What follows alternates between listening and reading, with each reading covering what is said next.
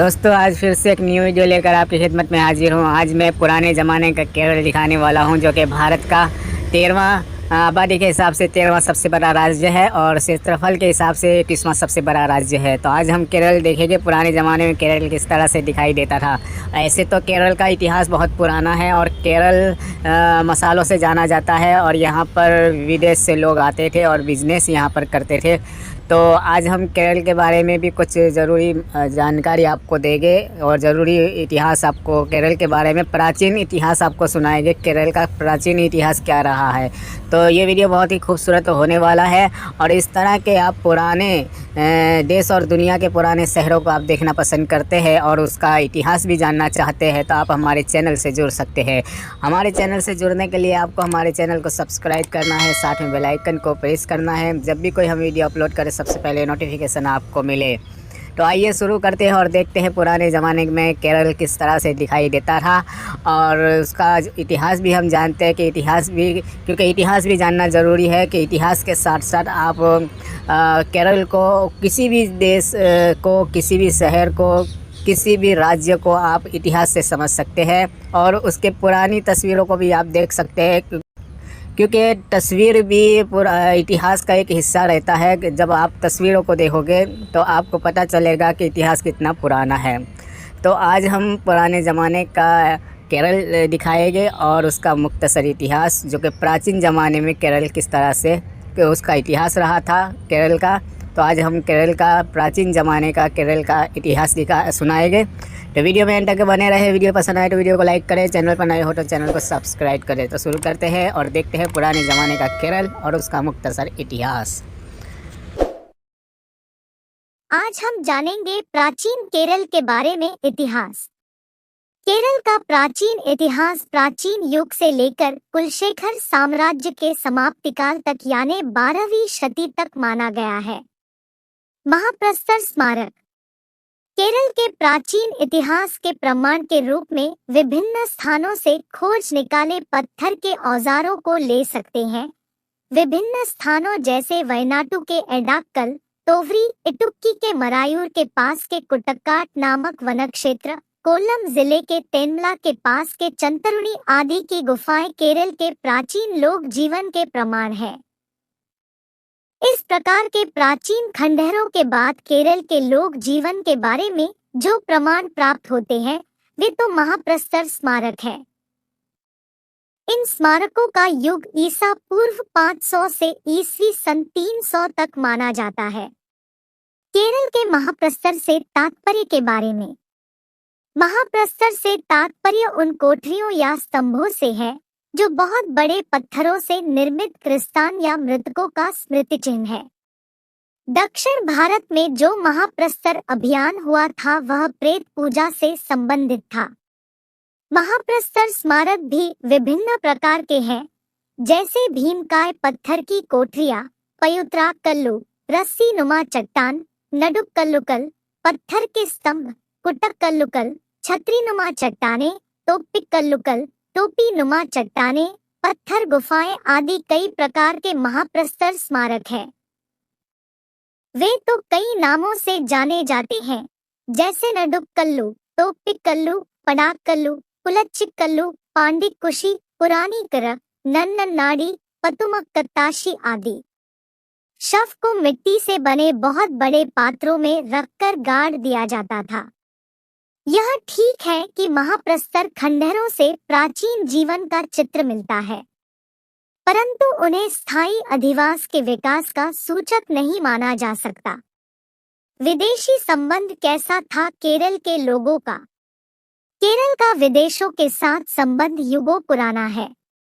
यह संबंध मुख्यतः व्यापारिक था, किंतु यह संबंध केरल की सांस्कृतिक पृष्ठभूमि को रूपायित करने में सहायक सिद्ध हुआ। विदेशों के साथ जो संबंध बना था उससे यहाँ यहूदी, ईसाई और इस्लाम धर्म प्रचलित हुए। जानते हैं केरल के मसालों के बारे में जरूरी मालूमात। केरल के सुगंधित मसालों ने विदेशियों को इस प्रदेश की ओर आकृष्ट किया। ईसा पूर्व 3000 से ही केरल में विदेशियों का आवागमन होता था। संस्कृति को विकसित किया था।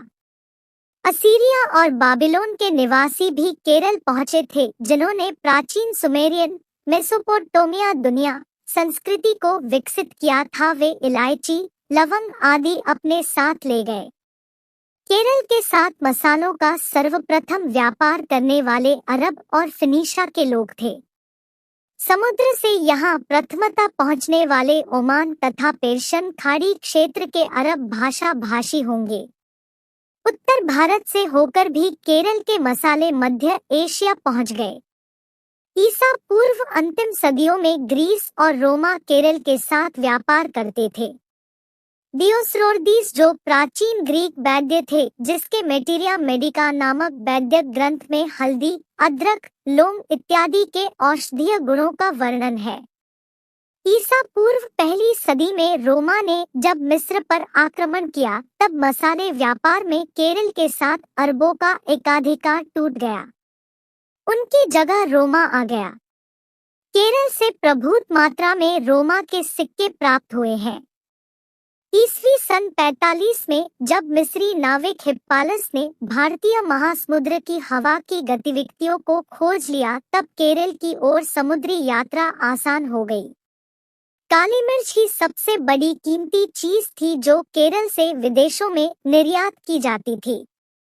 केरल के साथ व्यापार संबंध रखने वाले दूसरे देशों में एक था चीन।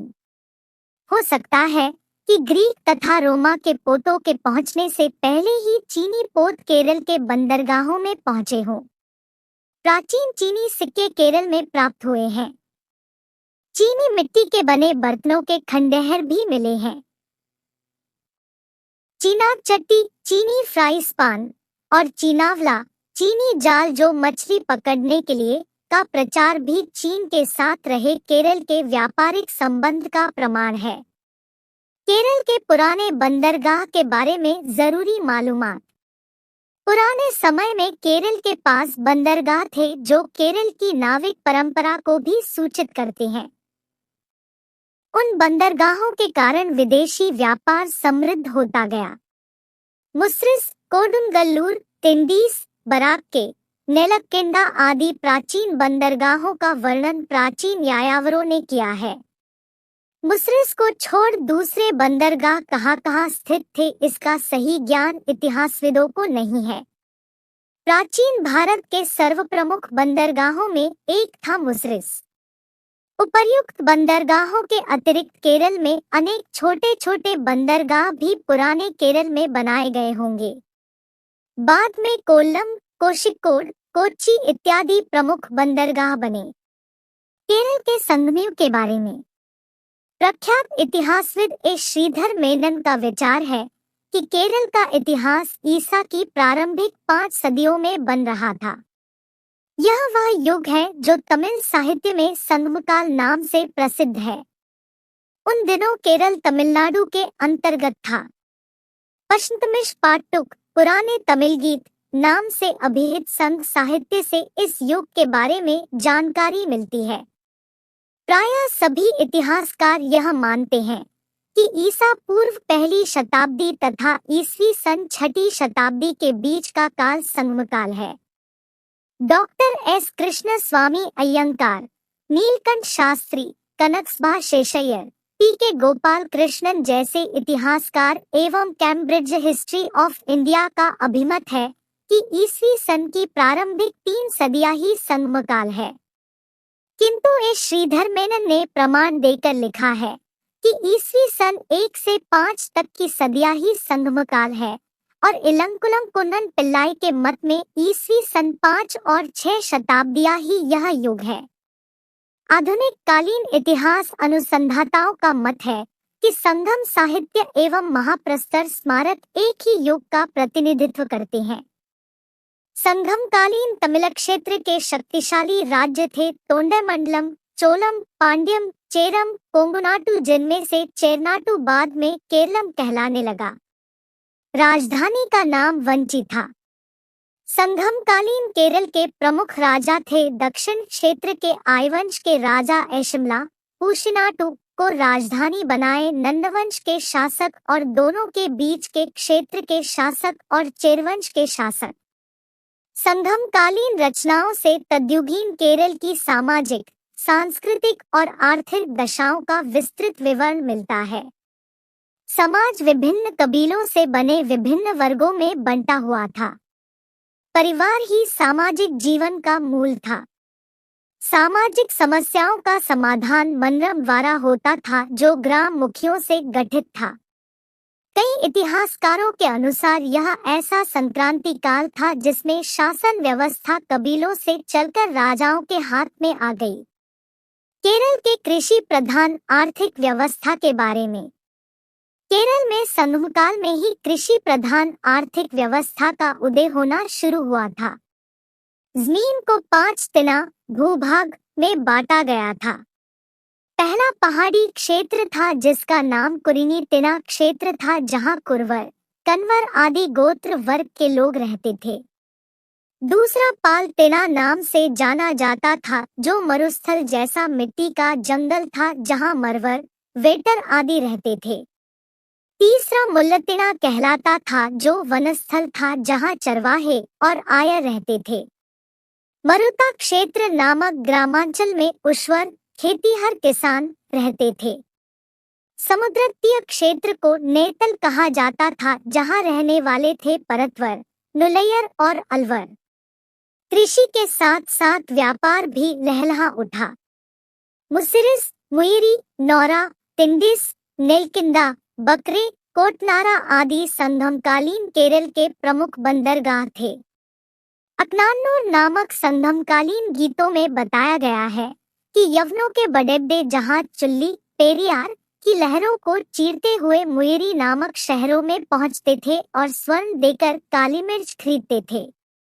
मुइरी नामक मुसिरिस कोडुन्नल्लूर का ही दूसरा नाम है। केरल के जनजीवन यानी व्यापार के बारे में जरूरी मालूमात। कृषि और व्यापार में उन्नति हुई। फलतः केरलवासी हर्षोल्लास तथा समृद्धि का अनुभव करते थे। पतिट्टिपत्तु 6 समाज में एक उच्च वर्ग का उदय हुआ जो मेलोर कहलाता था। इस वर्ग में उश्वर, खेतीहर किसान, चांटोर, मद्योत्पादक और वणिक, व्यापारी तीनों विभाग सम्मिलित थे। उश्वर के पास अधिकांश संपत्ति थी। चूंकि नर नारी दोनों शराब पीते थे, इसलिए चांटोर की जिम्मेदारी होती थी उनकी सुरक्षा की व्यवस्था करना। चांटोर मेरम्मेर पतिट्टू 6 8 राजा। पुलवर, परवर, पानर, पोरुनर आदि का समाज में सम्मानित पद था। विनयझर, श्रमिक और अटियोर, दास विभागों को निम्न वर्ग माना जाता था, जो किशोर नाम से जाना जाता था। किंतु विभिन्न वर्गों के बीच बिना भेदभाव के विवाह संबंध होता था। संगमकाल में जाति प्रथा नहीं थी, जो ब्राह्मणों के आगमन के बाद उनके प्रभाव से उत्पन्न हुई। केरल के विवाह रीति यानी शादी के बारे में जरूरी मालूमात। कलव और कर्प नाम से विवाह की 2 रीतियां प्रचलित हुई थी। प्रेम विवाह को ही कलव कहलाता था। कर्प ऐसा विवाह था जिसमें रस्म रिवाजें होती थी। कहा जाता है कि कलव से कर्प की ओर जो परिवर्तन हुआ वह मातृसत्तात्मक क्रम से पितृसत्तात्मक क्रम की ओर हुए सामाजिक परिवर्तन की परिणति है। साधारणतः लड़कियां तश्यूटा, केतकी की पत्तियों से बना कपड़ा पहनती है। यह नोची फूलों, एक तरह का फूल, और आंबल, कुमुदिनी के फूलों से बना कपड़ा है जिसे लड़कियां कमर में पहनती है। विवाहित नारियां रुई या रेशम से बने कपड़े पहनती हैं। वे कमर के ऊपर का भाग खुला छोड़ती थी। चिलम, नूपुर, फूलमाला, मोती माला, पुलिपल ताली, बधनदतों से बनी माला, कंगन, तोटा, एक तरह का कर्णफूल इत्यादि आभूषण पहनती थी। पुरुष छाती में चंदन लगाकर रुई या रेशम के वस्त्र पहनते थे। युद्ध के लिए जाने वाले पुरुष कांस के फूल पहनते थे। पूर्वजों को नडुकल्लू ईश्वर थे। इसके अतिरिक्त उश्वर वेंदन इंद्र की, मायोन विष्णु की, परतवर वरुण की, कुरवर चेयोन मुरुगन की, मरवर कोटवे देवी की पूजा अर्चना करते थे। संगमकालीन रचनाओं में शिव, यम, बलराम आदि का भी वर्णन मिलता है। संगमकाल में धर्म विश्वास में कोई क्रम नहीं था। आदिचेर के बारे में इतिहास। आदिचेर नाम से प्रख्यात चेरनाट के प्रमुख चेर राजा थे उतियन चेरल आतन, नेटुम चेरल आतन, पल्यने चेल केशुकुट्टुवन, नरमुटी चेरल, वेलकेशुकुट्टुवन, आडुकोट पाट चेरल आतन, चेल्वकुटुम कोवाशी आतन, पेरुम चेरल इरुम्पोरे, इलम चेरल इरुम्पोरे इत्यादि। अब हम जानेंगे केरल में आय राजवंश का इतिहास। दक्षिण केरल के आय शासकों के आविर्भाव के बारे में कोई संतोषजनक प्रमाण नहीं है। संगमकालीन प्रमुख आय राजा थे अंटिरान, तितियन, अतियन। इनके बारे में संगमकालीन साहित्य में जिक्र है। ईसा की 8वीं शती के बाद करुनंतन, करुनंतन, विक्रमादित्य वर्गुणन आदि शासक आय राजवंश में पैदा हुए। विक्रमादित्य वर्गुणन के पश्चात आय राजवंश की पृथक पहचान खो गई। बाद में आय राजवंश मिट गया। दोस्तों, यह था केरल का मुख्तसर इतिहास जो आपने सुना, और इस तरह के आप वीडियो देखना पसंद करते हैं, पुराने शहरों को और शहरों का इतिहास, तो आप हमारे चैनल से जुड़ सकते हैं। इसके लिए आपको हमारे चैनल को सब्सक्राइब करना है, साथ में बेल आइकन को प्रेस करना है। जब भी कोई मैं वीडियो अपलोड करूं, सबसे पहले नोटिफिकेशन आपको मिले। वीडियो पर एक लाइक जरूर करें। इस वीडियो को हम यही एंड करते हैं, फिर मिलेंगे किसी और वीडियो में। तब तक के लिए आप अपना ख्याल रखें।